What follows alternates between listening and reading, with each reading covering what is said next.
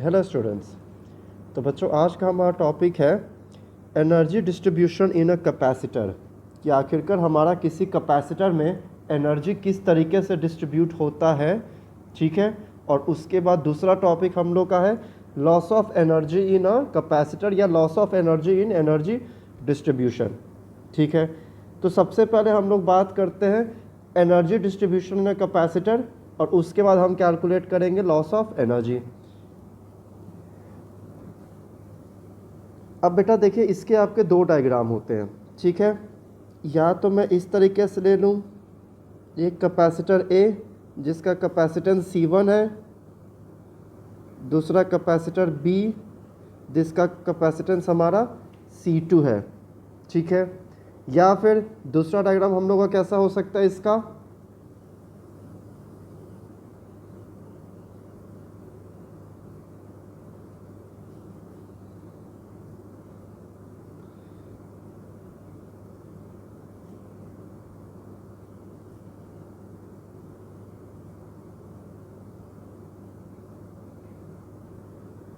इस तरीके से हमने एक स्विच के साथ हमने इसका डायग्राम बना लिया कि आखिरकार हमारा एनर्जी डिस्ट्रीब्यूशन कैसा होगा। ठीक है बच्चों। तो अब सबसे पहले अगर मैं बात करता हूँ एनर्जी डिस्ट्रीब्यूशन होने के पहले इंडिविजुअल कैपेसिटेंस की हम बात करते हैं। तो ये हमारा कैपेसिटर C1 है, ये हमारा कैपेसिटर C2 है जिसका कैपेसिटेंस भी हमारा C1 और C2 आप बोल सकते हो। इस पे हमारा चार्ज क्या है Q1, इस कैपेसिटर पे हमारा चार्ज क्या है Q2, इस पे हमारा पोटेंशियल क्या है V1, इसका हमारा पोटेंशियल क्या है V2। मैंने ये तीनों चीज़ अब क्यों लिया है, बिकॉज हमारा जो कैपेसिटर है, अब कैपेसिटर का फॉर्मूला आपने पिछले वीडियो लेक्चर्स में आपने देखा होगा, that C is equal to Q/V। तो दैट मीन्स अगर यहाँ पे कैपेसिटर C1 है हमारा, तो इस पे हमारा चार्ज Q1 होगा और वोल्टेज V1 होगा। ठीक है। अब हम लोग क्या करते हैं कि हम लोग इसमें वोल्ट कनेक्ट कर देते हैं। तो जब हम इसको कनेक्ट करेंगे तो फिर हमारा जो चार्जेस होगा वो हमारा फ्लो करना शुरू करेगा। ठीक है। अब फ्लो करना शुरू करेगा, दैट मीन्स एनर्जी डिस्ट्रीब्यूशन होना हमारा शुरू हो जाएगा। तो अब यहाँ पे दो पॉइंटर आप लिख सकते हो। पहला पॉइंटर क्या, बिफोर एनर्जी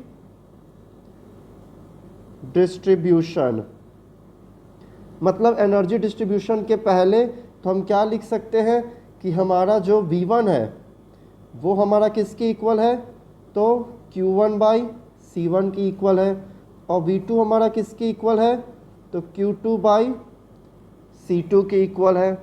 ठीक है। या फिर आप इसको दूसरे तरीके से लिख सकते हो, दैट कि इस पर कैपेसिटेंस C1 कितना है हमारा, तो Q1/V1, और कैपेसिटेंस C2 हमारा कितना है Q2/V2।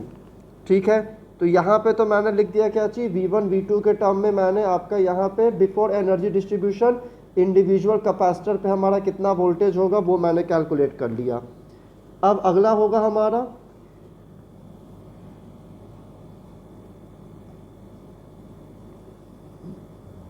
When energy distribution starts, that means कि हमारा जब एनर्जी डिस्ट्रीब्यूशन हमारा जब स्टार्ट हो जाएगा तब, तो हमारा ये एनर्जी डिस्ट्रीब्यूट कब तक होगा, तो एनर्जी डिस्ट्रीब्यूट हमारा तब तक होगा जब तक कि हमारा V1 V2 के इक्वल ना हो जाए। अब ये एनर्जी डिस्ट्रीब्यूट होने का मतलब आपका क्या हो रहा है कि आपका चार्जेस का फ्लो कब तक होगा, कैपेसिटर की वजह से। ठीक है। यहाँ पे जो हमने इस सर्किट को कनेक्ट किया है, तो आप देखोगे यहाँ पे मैंने कहीं पे भी एक्सटर्नल वोल्टेज नहीं लगाया है, यहाँ पे सिर्फ कैपेसिटर का अपना जो वोल्टेज है वो उसका वोल्टेज है। अब हम मान ले रहे कि C1 हमारा हायर कैपेसिटेंस है, C2 हमारा लोअर कैपेसिटेंस है। तो अगर C1 का अगर कैपेसिटेंस हाई होगा तो वोल्टेज V1 क्या है, कम है, और C2 का कैपेसिटेंस हमारा लो है, दैट मीन्स हमारा वोल्टेज V2 क्या है, हमारा हाई है, because capacitance is inversely proportional to voltage होता है। ये फॉर्मूला आपको पता है, इस फॉर्मूले से भी आप बोल सकते हो that capacitance is inversely proportional to voltage. मतलब अगर कैपेसिटेंस ज़्यादा तो वोल्टेज कम, और अगर कैपेसिटेंस कम तो वोल्टेज ज़्यादा। तो हमारा आखिरकार ये चार्जेस जो है कब तक फ्लो करेगा, तब तक फ्लो करेगा जब तक कि हमारा वोल्टेज V1 V2 के इक्वल ना हो जाए। तो हम कैलकुलेट करते हैं चार्जेस। तो हमारा Q1 चार्ज हमारा क्या हो जाएगा, C1V। Q2 चार्ज हमारा कितना हो जाएगा, C2V। अब बेटा यहाँ पे भी मैंने Q1 Q2 लिया है, यहाँ पे भी मैं Q1 Q2 लिया है।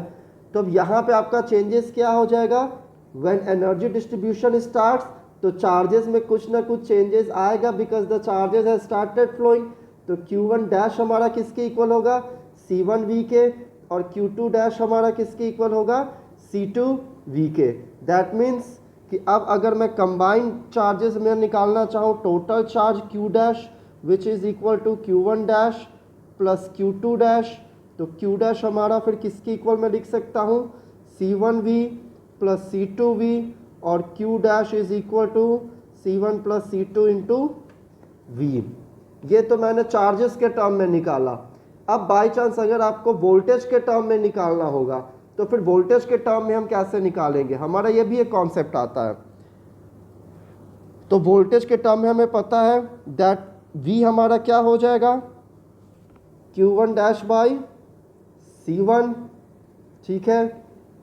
फिर से ये Q1 डैश की वजह से है, दूसरा हमारा वोल्टेज V कितना हो जाएगा हमारा, Q2 dash by C2। That means combined voltage अगर मैं लिखूंगा दैट इज कंबाइंड वोल्टेज, तो कंबाइंड वोल्टेज मेरा क्या हो जाएगा, Q1 dash plus Q2 dash upon C1 plus C2, ठीक है। अब Q1 dash plus Q2 dash मैंने लिखा है। अब Q1 डैश के मेरा फॉर्मूला क्या है हमारा, अगर मैं देखूँ तो नॉर्मली पहले का अगर हम फॉर्मूला देखें तो Q1 डैश का हमारा फॉर्मूला यहाँ से क्या, Q1 का फॉर्मूला हमारा क्या निकलेगा, V is equal to C1V1 plus C2V2 upon C1 plus C2। That means charges के टर्म में आपको मिल गया और वोल्टेज के टर्म में मिल गया कि वोल्टेज हमारा कब तक होगा, दैट मीन्स वोल्टेज हमारा इक्वल हो जाएगा तो हमारा चार्ज डिस्ट्रीब्यूशन उस केस में कितना होगा, तो it will be equal to C1V1 plus C2V2 upon C1 plus C2। आपके पास एक ये फॉर्मूला होता है न्यूमेरिकल सॉल्व करने के लिए। तो ये बात थी हमारी energy distribution in a capacitor. अब जो हमारा अगला